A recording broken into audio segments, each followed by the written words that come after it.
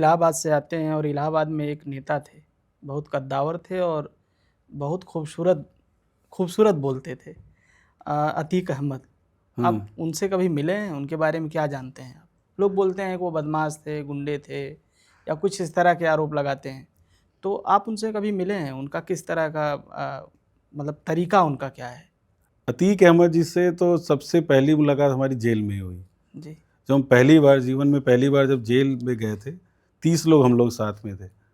वो बड़ा आंदोलन हुआ था और उस आंदोलन में सारे लोग जेल पहुँच गए। रात में 10 बजे हम लोग पहुँचे थे, तो रात में कुछ खाने को नहीं मिला था। सुबह क्या होता है कि वो जेल का कोई कुछ सिस्टम हमें मालूम नहीं था। तो सुबह मेडिकल होना था हम लोगों का और मेडिकल होने में वो दिन भर लग जाता है। वो उनका अपना प्रोसेस है, वो ऐसे ही करते हैं वो। मुलाहिज़ा बोलते हैं उसको, जी। कि मुलाहिज़ा वाला समय था।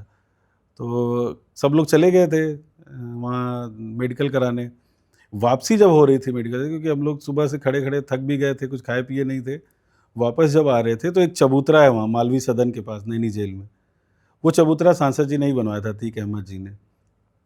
उसी चबूतरे पर वो बैठे हुए थे, जब हम लोग वापस आ रहे थे। तो हमारे विश्वविद्यालय कुछ सीनियर छात्र नेता थे, वो लोग उनको जान रहे थे उनसे तो वो खड़े होकर के, चूँकि हम एकदम नए थे, तो परिचय कराने लगे सब लोग। ये फलाने हैं, ये फलाने हैं। तो आखिरी या सेकंड लास्ट हम थे, हम भी गए अपना अपना परिचय दिए बोले कि तो बताया कि कौन-कौन धारा लगी है। तो ऐसे हाथ पे हम लिखे हुए थे अपनी धारा। हुँ। उसको बार-बार देखते थे कि क्या होगा इसमें किसी अब वहाँ जो नियमित कैदी हैं रेगुलर, वो आपको बता देंगे कि धारा कि इसमें क्या होगा। जी। तो वो सब बता दे तो अतीक अहमद साहब हमारा हाथ देखे वैसे देखे वो धाराएँ देख के, मैं तुम लोग पिकनिक मनाओ, तुम लोग चले जाओ अबहिन 2 दिना में तुम लोगन के ज़मानत हो जाए, जी। तुम लोग निकल जाओगे यहाँ से, हमारा तो 12 बरस जेल में होएगा। हाँ, ऐसा बोला था उन्होंने कि तुम लोग तो अभी 2 दिन में 3 दिनों निकल में तुम जाओगे। लोगों की ज़मानत है, तुम लोग निकल जाओ। और किसी को बोला कि इनको कुछ खिलाओ-पिलाओ और कुछ है अपने पास तो उनको दे देना बिस्किट वगैरह या कुछ अन्य चीज़ें, कि कुछ है तो लो ये सब छात्र नेता हैं सब खाएँगे पिएँगे नहीं तो कैसे आंदोलन करेंगे, नारा लगाएँगे। तो बहुत मज़ाकिया लहज़े में उन्होंने पीठ थपथपाया और हम लोग को भेज तो हमें यकीन नहीं हो रहा था कि ये वही अतीक अहमद है जिनको हम लोग अखबार में पढ़ते थे और जो हाँ। तो होता है ना कि जेल में जो मिले तो वो एकदम अलग ही जो शख्सियत जो आप बता रहे हैं कि ऐसा लोग बोलते हैं, हुँ। उस तरह का उनमें नहीं था। ठीक है, प्रभावशाली ढंग से अपनी बात रखना, अपनी बात मनवाना वो तरीका उनका तो बाद में जब छात्र नेता लोग अपना हम लोग डिस्कशन ही होता था उसमें हँसी-मज़ाक और यही सब चलता रहता है जेल में, कैसे टाइम पास और कुछ नहीं था। कोई और तरीका नहीं है, ज़्यादा से ज़्यादा बस एक-दूसरे से बात कर सकते हैं, थोड़ा टहल सकते हैं, थोड़ा लेट सकते हैं, बैठ सकते हैं, यही टाइम पास का ज़रिया है जेल में। मोबाइल, टीवी टीवी तो अब शायद हॉल में हो गई है, लेकिन मोबाइल तो कतई नहीं हो सकता और भी जो चीज़ें होती हैं वो सब नहीं दिनचर्या में। तो हम लोग यही उन्हीं के बारे में काफ़ी देर तक बात होती रही तो कुछ लोग जो चूँकि सब लोग राजनीतिक लोग थे तो आप कह दें कि अगर चुनाव लड़ना है भविष्य में, जी। तो एक बार आप अतीक अहमद जी का चुनाव देख लीजिए, हाँ। कि कैसे वो चुनावी मैनेजमेंट उनका रहता है, कि कैसे कार्यकर्ताओं से बात करते हैं, कैसे लोगों के यहाँ पहुँचते हैं और ख़ास तौर से चुनाव वाले दिन, जिस दिन वोटिंग होती है, उस दिन उनका वो अखबार में हर बार निकलता था कि वो स्कूटी लेकर के पूरे शहर में जाके मतदान केंद्रों पर जाते थे और देख कर के अपना आगे बढ़ते जाते थे।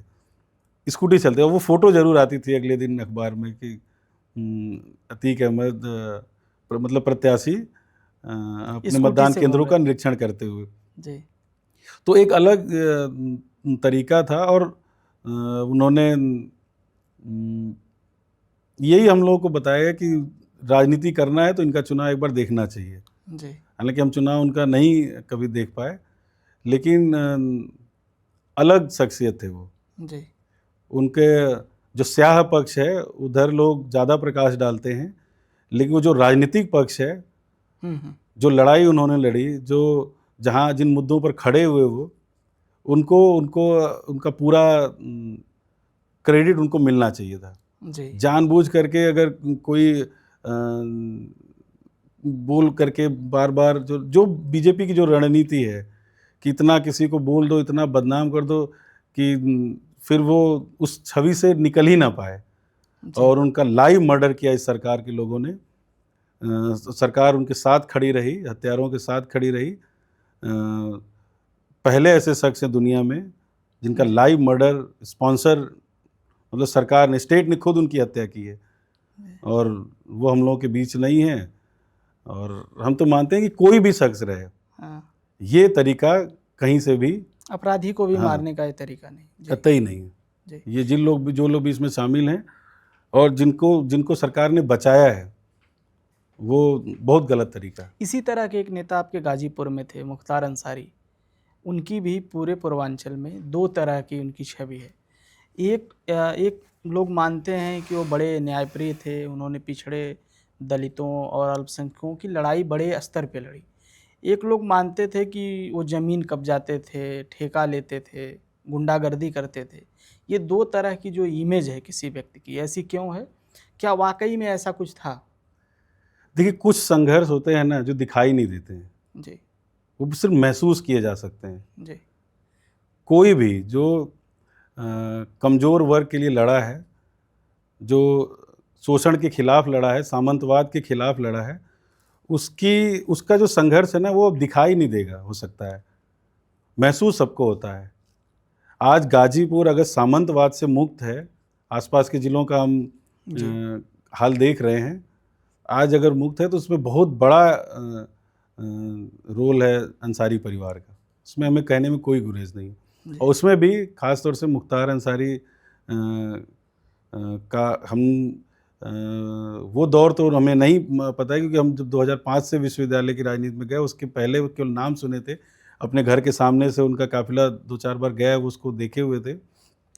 लेकिन जो सुने हैं, ख़ास तौर से अफ़ज़ाल अंसारी जो हमारी पार्टी के सांसद हैं, जो लड़ाई बहुत पहले से वो लड़ते आ रहे हैं, जो संघर्ष वो करते आ रहे हैं, वो दलितों, पिछड़ों के लिए, मुसलमानों के लिए, कमज़ोरों के लिए वो मील का पत्थर है। जी। बहुत बड़ी लड़ाई वो ये लोग दोनों लोग लड़ते आए हैं बहुत और बड़ा आज अच्छा भी वो बोलते हैं। लड़ाई लड़ रहे हैं, आज बहुत भी संघर्ष कर रहे हैं। बहुत खूबसूरत बोलते हैं दोनों लोग। बिल्कुल। अफ़ज़ाल अंसारी जी का तो कोई जवाब नहीं है। जी। एक और आप इसी से जुड़ा हुआ मेरा सवाल है कि जब ये सब हो गया, इधर बीच में आप सबने देखा मुख्तार अंसारी के बारे में भी ये खबरें आई कि उनकी एक राजनीतिक हत्या है। अतीक अहमद के बारे में हम सब ने लाइव देखा। मतलब वो क्या करिश्मा था जब 2022 के बाद समाजवादी पार्टी चुनाव हार चुकी थी, जब ये सब लोग मान रहे थे कि सत्ता में समाजवादी पार्टी आ रही है। मतलब वो कौन-सा करिश्मा है जो पीडीए बनाया गया आपकी पार्टी में, वो पीडीए किसकी सोच का परिणाम है? कोई ऐसा व्यक्ति है पार्टी में जिसने बोला कि अचानक पीडीए आ जाए? किसके दिमाग की ये उपज थी? कि हम लोग के नेता आदरणीय अखिलेश यादव जी ने देश के सबसे भरोसेमंद नेता हैं, हाँ। और इनको हम ये भी कहेंगे कि इतना विज़नरी नेता हमने नहीं देखा है किसी को। हम लोग बहुत नेताओं की जीवनी भी पढ़े हैं, बहुत नेताओं के को देखा भी है, जी। लेकिन इतना विज़नरी नेता नहीं देख सकते। हुँ। जो अनुशासन उनसे हम लोग सीखते हैं, वो किसी अन्य से नहीं देखा जाता है। वो जो दिनचर्या उनकी है और वो जो काम करने का तरीका है, और जब वो काम करते हैं तो उसमें पूरी ऊर्जा के साथ काम करते हैं। जी। सोच विचार से भी बहुत मजबूत हैं वो। हाँ। बहुत स्मार्ट तरीके से चीज़ों को समझते हैं और सोचते हैं। जी। और कई बार उन्होंने कहा भी है कि हम प्रयोग करते रहते हैं। कई मुद्दों पर उन्होंने प्रयोग किया है, कई सफल हुए, कई असफल रहे। असफल भी उसको नहीं कहेंगे, वो एक सीखने को मिला, सबक मिला हम लोगों को। पीडीए की जो संकल्पना है, जो पीडीए की अवधारणा है, ये पूरी तरह से हमारे नेता आदरणीय अखिलेश यादव जी की सोच का परिणाम है। जी। कि वो जब पूरे समाज को देखे, समझे और इतना कुछ अपने सामने से होते हुए देख रहे हैं कि उन्होंने बनाया कि ये जो पीडीए के ऊपर सबसे ज़्यादा अत्याचार है, जी। पिछड़ा दलित और अल्पसंख्यक, हमारे मुसलमान भाई, सबसे ज़्यादा शोषण का शिकार अगर कोई है इन सरकार की गलत नीतियों का, तो ये यही वर्ग है। तो इस वर्ग को न्याय कैसे मिले, तो इनको एकजुट करना ज़रूरी है।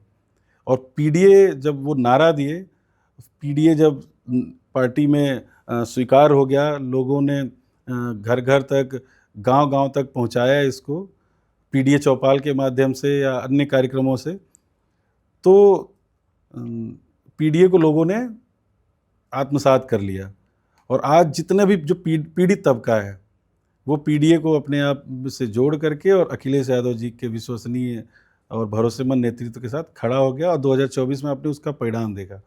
और 2024 के बाद 27 में आप उसका बड़ा रूप देखेंगे।